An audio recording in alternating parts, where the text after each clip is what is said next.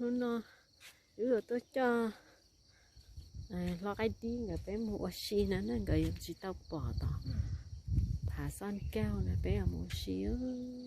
có trong hộp bên chỗ xía nó thầu sơn gió nó mà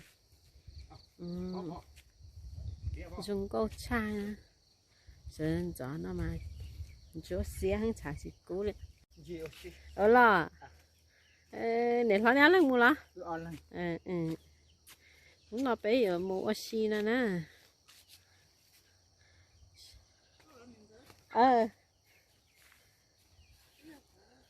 cái啥mua là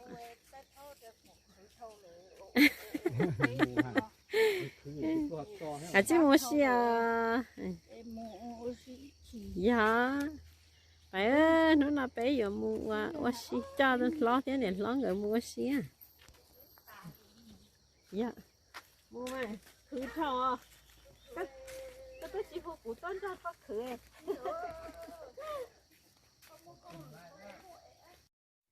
bây giờ cha ý họ chơi mua xí à bỏ rong câu cơ liò thì ta mua húa mua chua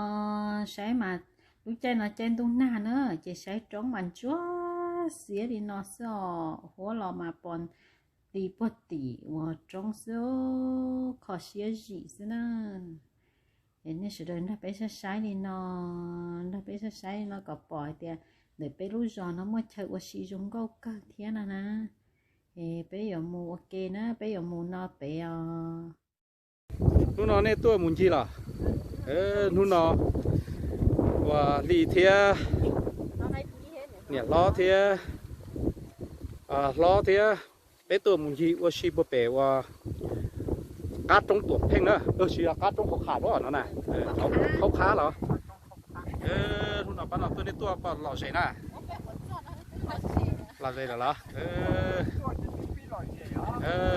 giặc cái nên đọc bên muốn gì xin nó là bên tuổi ít ba trông cơ có cái đi theo nó theo bây giờ cho nên muốn gì nó bé nữa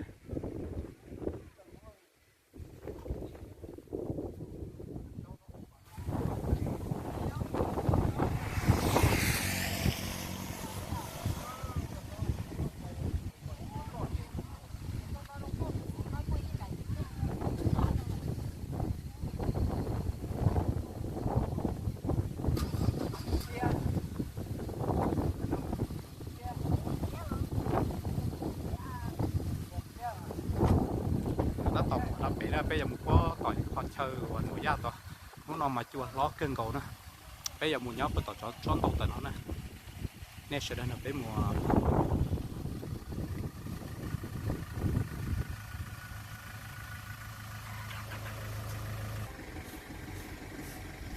ló kia liền cái gì đã nữa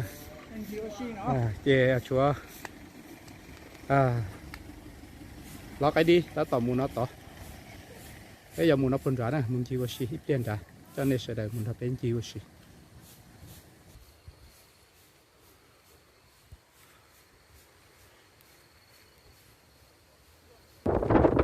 ban nó tôi mùa da nhà nó nữa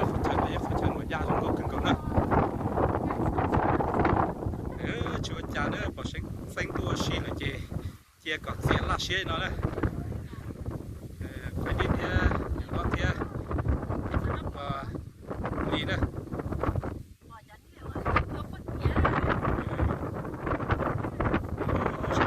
cho nên một sai bắt chặt thì nó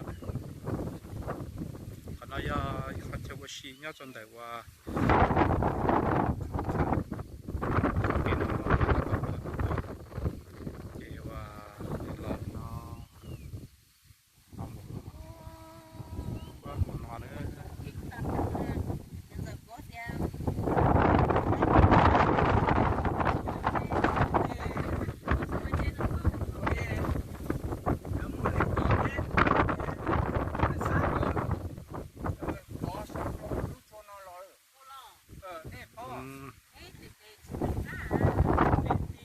lo ta tỏ kia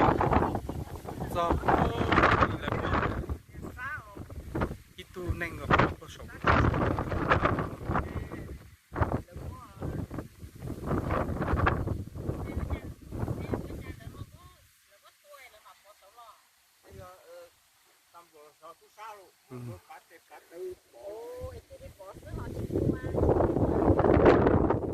cho nó xin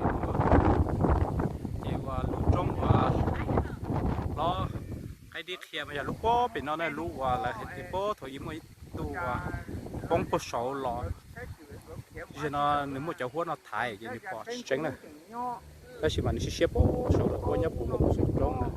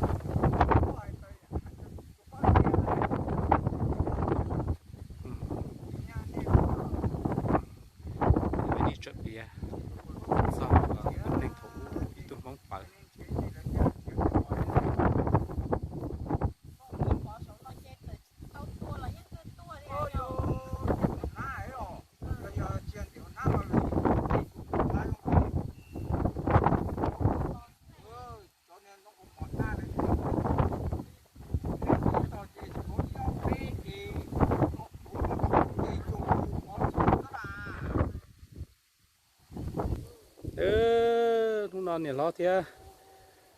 bỏ hình ảnh cái tua nhón để nó nữa xì lút chơi nó nữa để tuần trò anh chị nữa giống có cái tia tên là nàn được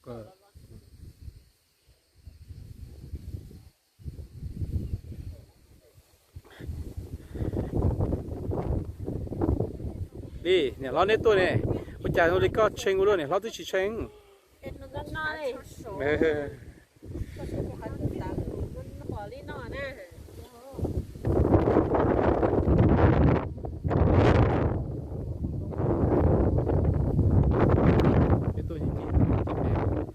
cái bé chơi cái nó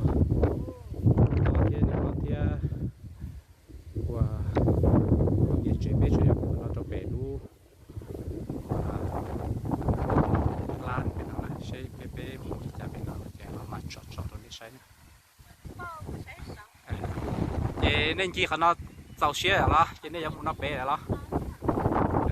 chị bé sẽ đợi một nó bé nữa này bé chúng mày phát chơi đúng câu thế là chị ăn đồ tệ nữa mày đi theo đi theo để nó xem bé nữa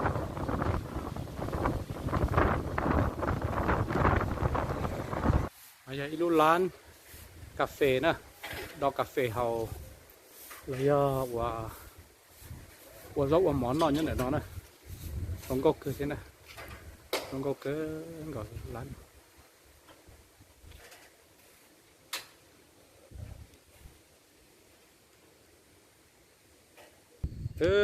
tí từ một bể lú lan học cà phê để nó lò đó thì hay đi cái từ một bể lò chỉ bé họ dùng một đôi ít con nữa